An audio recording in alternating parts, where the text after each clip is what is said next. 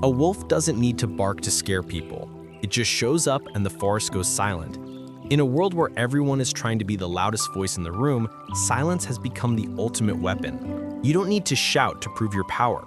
You don't need to be pretty to be respected. And you certainly don't need to respond to every insult thrown your way. The sages of the time understood this truth. True power doesn't require words. It radiates from you through your posture, your energy, and your presence. Stay calm even when pressure is on. People recognize it, and more importantly, they respect it, even fear it. So how do you become the man others both respect and fear without saying a word? How do you walk into a room and change the atmosphere without trying? In this talk, we will explore the quiet strategies used by history's greatest minds, from ancient philosophers to modern leaders, so you can build a powerful presence, command attention, and protect your power, all without raising your voice. Welcome to a different kind of life, where you master yourself and the world responds with awe-inspiring silence. 1. Master your inner emotions before you master the outer world. Before you can command respect or fear from others, you must master your own emotional climate. Think about people who overwhelm or inspire you without saying much. What do they have in common? Silence, presence, and inner control. They don't walk into a room trying to please others. They walk in with inner wholeness. This is the foundation of the quiet philosophy. Marcus Aurelius once wrote, "You have control over your mind, not over external events. Understand this and you will find strength." This is not just a quote, but a foundation for living. People who do not have control over their emotions are easily manipulated by the emotions of others. They will always chase recognition, react to disrespect, or crumble under pressure. They are loud, unstable, and the whole world sees it. Now imagine the opposite. You walk into a tense room. Everyone is nervous, defensive, and insecure. But you sit down quietly, calmly, without force, relaxed but alert. Your eyes scan the space not like a predator, but as someone who sees everything and has nothing to prove. That is control, that is presence, and that is power without gain. In the philosophy of character, this is called ataria, the stillness of the soul. It is passive, it is the result of practice, of constantly choosing not to react impulsively, but to stay centered. As Elizabeth Kenny once said, the one who angers you is the one who conquers you, and the philosophers would agree. When someone throws an insult, deliberately provokes, how you respond is your signature. Most people lose their energy immediately. They fidget, get pushy, or try to explain when there is no need. But the one who stays calm holds power, because silence in the face of disrespect forces others to confront their own behavior. It makes them insecure, puts them under pressure, not through aggression, but through presence. Imagine a real-life example. There was a CEO who is famous for always speaking last in meetings. Not because he lacked confidence, but because he was observing, listening, calculating. When he finally spoke, the room fell silent, not out of necessity, but out of curiosity. 2. The power of strategic silence. Words are powerful, but if you overuse them, they lose their value. That's why the most respected people aren't the ones who talk the most, they're the ones who say the least, but their words matter. In a world obsessed with being heard, silence is rare. And what's rare is powerful. The ethos teaches us to master our responses, and sometimes the most powerful response is no response at all. Why? Because silence forces people to think. It leaves them space to express their intentions, to feel uncomfortable with their own noise. Abraham Lincoln once said, "It is better to be silent and be thought a fool. It's better to be stupid than to open your mouth and clear all doubt." But this is not silence born of fear or lack of confidence. This is strategic silence, intentional observation, listening not only to what is said, but also to what is not said. The tension in the air, the forced smile, the fake tone, or the inconsistency between words and actions. Most people talk to fill the space, but you use that space to gather information. Imagine a real-life situation. In a meeting, someone throws a mild attack at you. Most people will respond immediately, try to justify or smile to smooth it over, but a careful person will keep quiet. He looks straight at the attack with a calm gaze, perhaps accompanied by an unreadable smile or no expression at all. The atmosphere in the room changes immediately.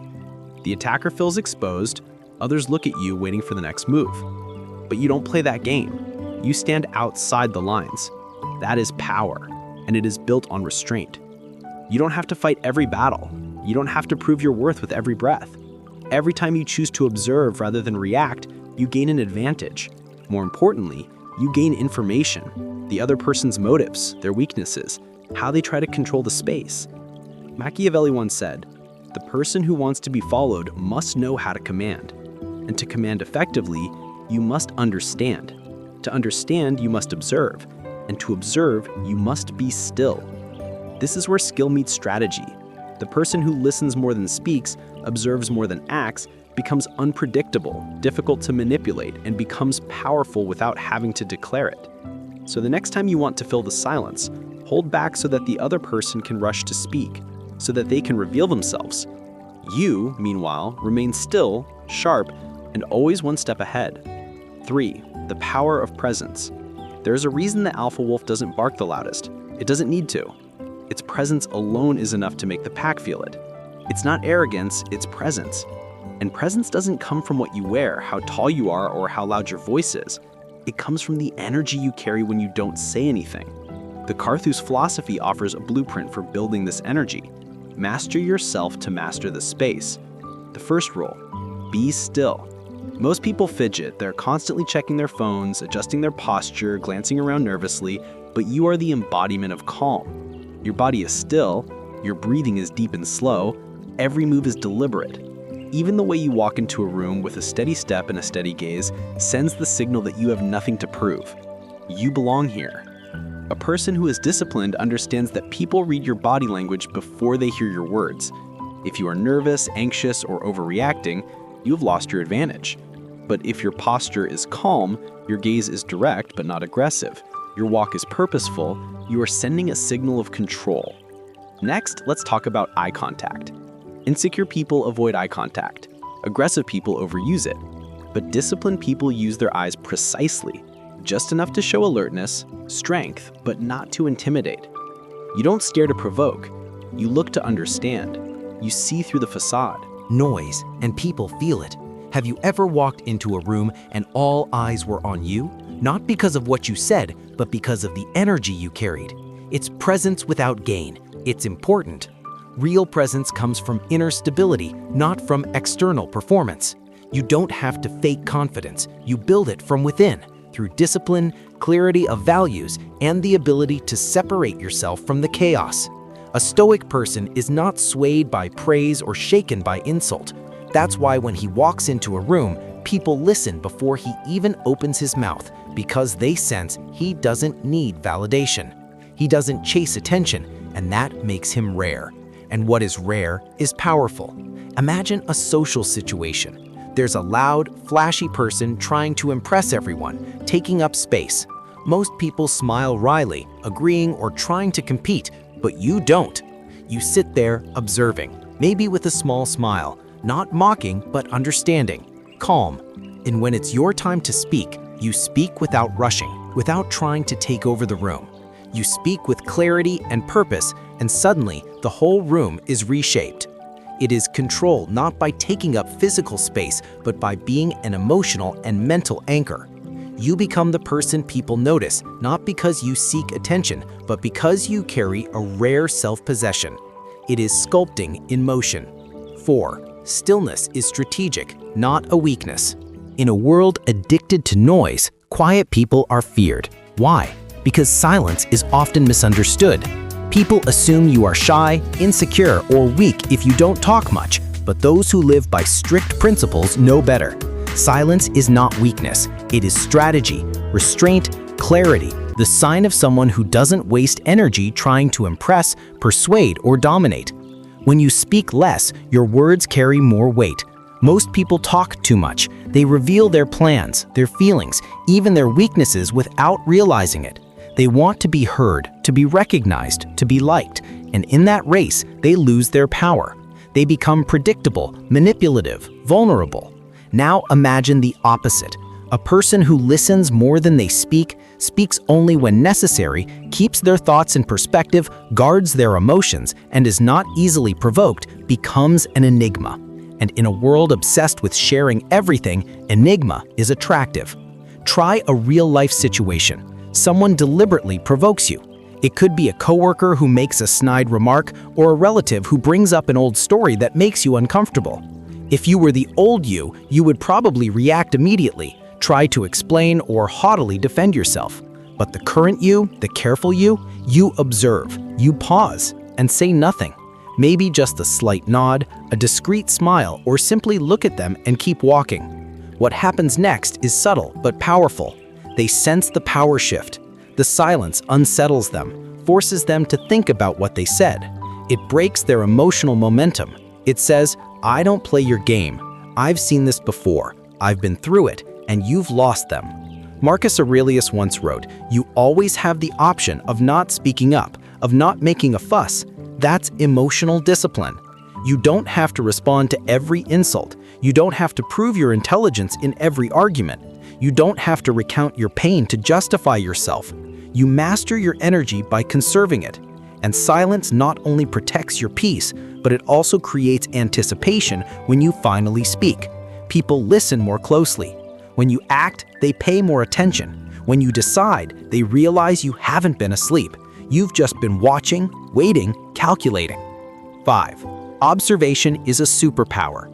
A disciplined person doesn't walk into a room trying to dominate. He reads the room before he speaks. He studies before he acts. He observes before he asserts his presence. He knows the terrain.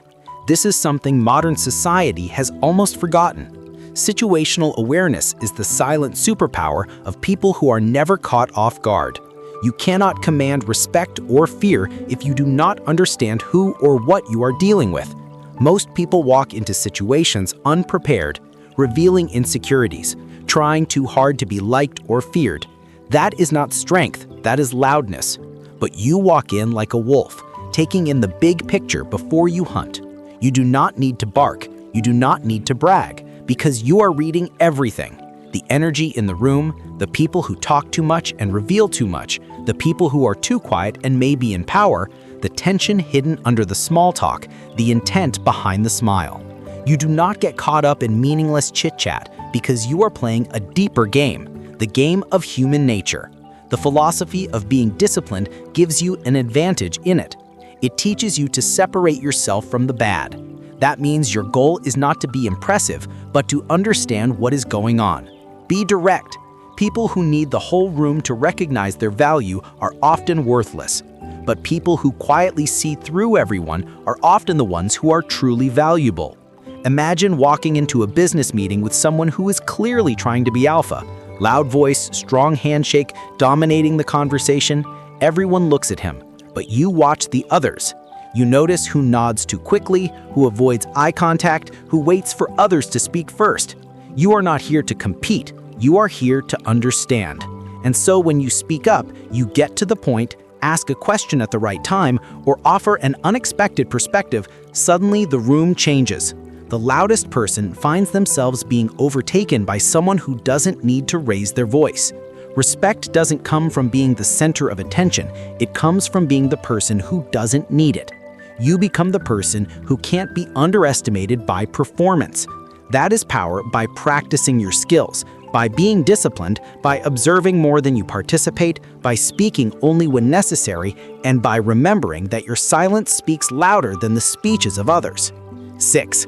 No explaining, no complaining. There is an unspoken rule among the most powerful men in history. They don't explain themselves, they don't complain, they act. This is not arrogance, but discipline. Because every time you explain too much, you are giving up your power. Every time you whine, you are declaring your weakness. Think about it. What are you doing when you explain too much? You are trying to gain recognition. You are trying to justify your existence to people who may not deserve to know your inner world. And when you whine, you are giving control of your inner state to something outside of you. That is not discipline, that is slavery. Marcus Aurelius once wrote, "Don't waste time arguing about what a good person should be. Be one." He didn't go around proving his character, he lived it. This truth is painful but obvious. People respect mystery more than explanation. They respect composure more than emotional outbursts. When you whine, people begin to see you as incompetent, undisciplined, untrustworthy. You may think venting helps you connect, but it actually makes you smaller in their eyes and worse in your own. Let's take a real-life example. Someone does you wrong at work. They publicly belittle your ideas in front of the whole team. You feel hurt, disrespected, and unfair. You want to tell someone, you want to vent, but what do you do when someone else is so careful? He acknowledges the pain, but doesn't react emotionally. He reflects, plans, and then acts, not making a scene, no pity, only strategy. And when the next opportunity comes, he displays undeniable excellence, making even his enemies respect or fear him. That is what it means not to explain, not to complain, not to suppress emotion, but to redirect it. Use the energy you would waste on explaining or complaining to build your skills, your character, your reputation, which will resonate more than any words. The scariest person in the room is not the one with high ambitions. It is the one who says nothing, just smiles and lets his results speak for themselves. 7. Calmness is power. In a world addicted to noise, calmness is rebellion. In a world obsessed with reaction, stillness is strategy, the secret many realize too late. The calmest person in the room is not weak, he is the one in control. People mistake calmness for passivity, but the disciplined know better. Calmness is not lack of power, it is controlled power. Think about it. In a crisis, who do you trust more? The person who panics or the person who calmly assesses, calculates, and acts with precision? Yes, in the gap between stimulus and reaction, the scrutinizer wins, not because he is louder, but because he's clearer. Imagine you walk into a room full of tension. Someone deliberately provokes you with subtle attacks. Most people will see the trap. They react, defend, attack, or collapse. But you stop to breathe, observe, and maybe say nothing. Because nothing makes a manipulator more insecure than someone they can't unbalance emotionally. They live on your reaction. When you don't give them that, they collapse.